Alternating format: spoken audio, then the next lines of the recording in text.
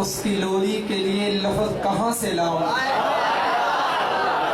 اس کی لوری کے لیے لفظ کہاں سے لاؤں، سارے عالم کے مقدر کو جگایا جس نے، جس کے جھولے پہ ملائک نے ترانے چھیڑے، جس کے جھولے پہ ملائک نے ترانے چھیڑے، کیس و کسریٰ کی منڈیروں کو ہلایا جس نے۔ اب آپ حضرات کے سامنے نبی علیہ السلام کے بچپن کے متعلق گفتگو کرنے کے لیے تشریف لاتے ہیں بھائی محمد سکندر صاحب، اسٹیج پر آئیں اور آ کر اپنے خیالات کا اظہار فرمائیں۔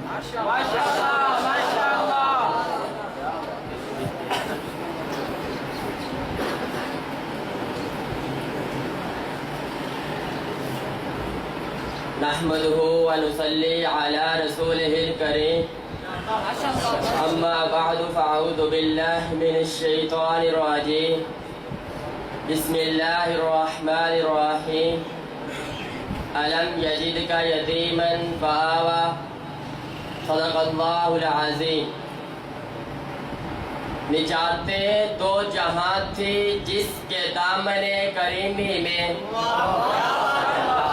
نجاتیں دو جہاں تھی جس کے دامن کریمی میں، وہ بچہ پل رہا تھا آج آغوش یتیمی میں۔ سامعین محترم، آج کے اس پروقار تقریب میں جس موضوع پر لب کشائی کرنا چاہتا ہوں وہ ہے آپ صلی اللہ علیہ وآلہ وسلم کا بچپن۔ سارے انبیاء کرام علیہ السلام کی سیرتوں کا مطالعہ کر لیجئے، آپ کو ان کے بچپن اور جوانی کے تفصیلی حالات نہیں ملیں گے، لیکن یہ میرے آقا علیہ السلام کی خصوصیت ہے کہ ہمیں آپ کی ولادت و رضاعت سے لے کر وفات تک کے تفصیلی حالات معلوم ہیں۔ میرے آقا علیہ السلام ابھی شکم مادرہی میں تھے، والد کا انتقال ہو گیا، 6 سال کی عمر ہوئی تو والدہ بھی فوت ہو گئیں، 8 سال کی عمر کو پہنچے تو دادا بھی چل بسے۔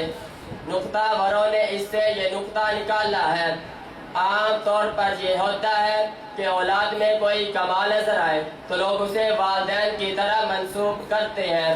اللہ تعالیٰ نے آپ کو تعلیم و تربیت کے ظاہری سہاروں سے محروم فرما کر براہ راست اپنا سہارا عطا کر دیا تاکہ آپ کے عملی اور اخلاقی کمالات کو دیکھ کر کوئی یہ نہ کہے یہ والدین کی تربیت کا نتیجہ ہے، یہ دادا کی تربیت کا ثمرہ ہے، یہ فلاں استاد اور شیخ کی صحبت کا اثر ہے۔ یہ آپ صلی اللہ علیہ وآلہ وسلم کی تخصیص نہ تھی بلکہ تمام انبیاء کرام کا یہی حال تھا۔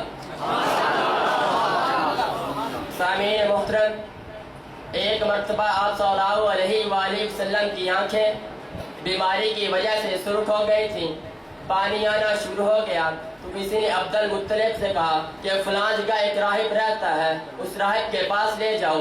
عبد المطلب اس راہب کے پاس لے گئے، دروازہ کھٹکھٹایا، راہب باہر نکلا، اس نے دروازے پر ایسا حسین و جمیل بچہ دیکھا جس کے حسن کا مقابلہ پوری دنیا نہ کر سکتی تھی۔ اس راہب نے پوچھا یہ بچہ کون ہے؟ تو عبد المطلب نے جواب دیا یہ میرا بیٹا ہے۔ تو اس راہب نے کہا جناب میرا علم کے مطابق یہ آپ کا بیٹا نہیں ہے بلکہ یہ یتیم ہے، اس کے والد اس دنیا سے رخصت ہو گئے ہیں۔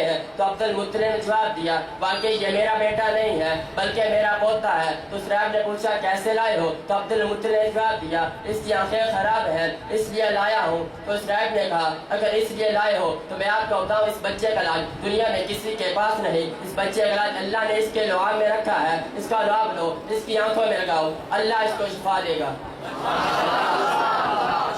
سامعین محترم، آپ کی عمر ابھی 7 سال ہوئی تھی، اس دوران یہ واقعات رونما ہوئے۔ حدیث میں آتا ہے کہ ایک مرتبہ آپ صلی اللہ علیہ وآلہ وسلم सैर करते हुए मक्का मुकरमा के पहाड़ों की तरफ चले गए।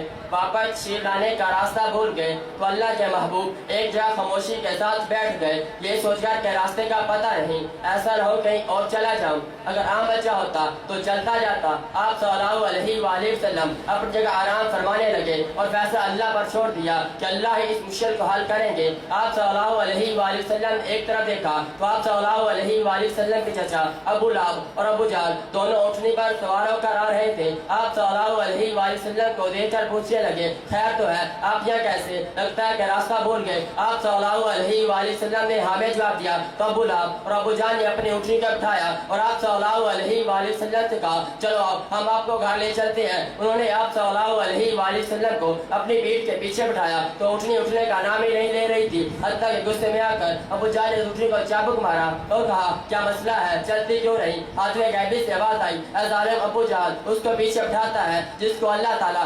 1,24,000 अंबिया के आगे खड़ा करने वाला है। उन्होंने आप सल्लल्लाहु अलैहि वसल्लम को उठाकर आगे बिठाया, ऊँटनी एकदम से गड़ी हुई और चलना शुरू कर दिया। उन्होंने आपके दादा अब्दुल मुत्तलिब से आकर कहा कि तेरे पोते की बचपन की हालत में ऐसे वाक़यात रूनुमा हो रहे हैं, बड़े होकर इसका क्या आलम होगा।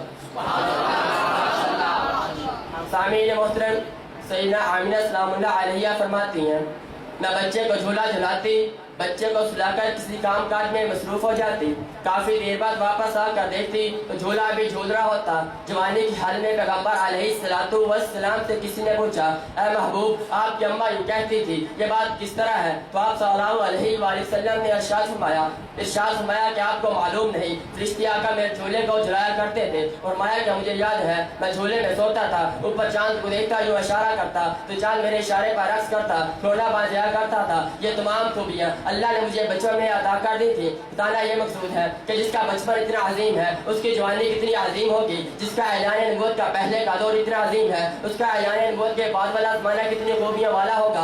जनाब अब्दुल मुत्तलिब फरमाते हैं कि मैंने आपको बचपन की हालत में गलत बयानी, किसी की कीमत और बच्चों से खेलते हुए कभी नहीं देखा। तो है कि अल्लाह ताला में आका का बचपन, आका की जवानी और आका की सारी ज़िंदगी को नमूना बनाने की तौफीक अता फरमाए। आमीन। वमा अलैना इल्लल बलागुल मुबीन।